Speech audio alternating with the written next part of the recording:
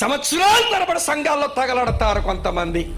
వీళ్ళు మన సంఘానికి క్షేమం లేదు, దేవుని రాజ్యానికి క్షేమం లేదు. వీళ్ళు ఉన్నా ఒకటే, ఊడినా ఒకటే. నా లెక్క ప్రకారం బాధపడకండి, పౌరుషమన్నా తెచ్చుకోవాలన్నా బాధ. మా అసెంబ్లీలో నేను ఇలాగంటాను, సాక్ష్యము ఎవ్వని క్రైస్తవుడు చచ్చిన క్రైస్తవుడు. ఈ రోజున క్రైస్తవ సంఘాలలో శవాలు తయారయ్యాయి. శవాలన్నీ ఒక దగ్గర పోగేస్తే వచ్చేదేంటమ్మా?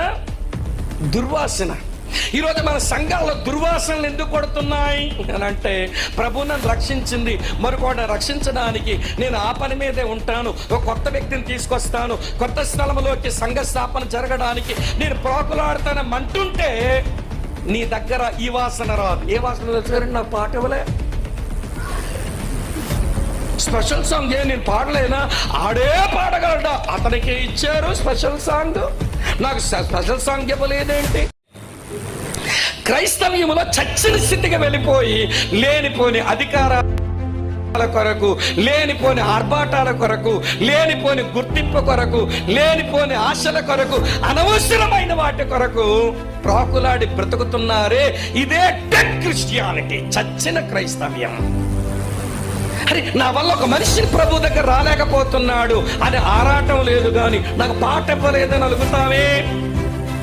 నాయకత్వంలో మన కమిటీలో పెట్టలేదు. మీరేమనుకోకపోండి అనుకుంటే చెప్తాను, మీరేమనుకున్నా నాకు పెద్ద పట్టింపు ఉండదు. నేను బర్దిగించిన సేవకుడిని.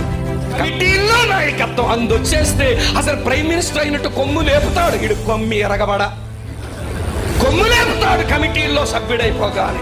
పరలోకం పోవడానికి పనికొస్తుందా నీ సెక్రటరీ పదవి, నీ ట్రెజరర్ పదవి, నీ జాయింట్ సెక్రటరీ పదవి, నీ ప్రెసిడెంట్ పదవి? పరలోకం చేరుస్తుందా? దేవుడే మీద ప్రెసిడెంట్ కాబట్టి కూర్చోయండి రా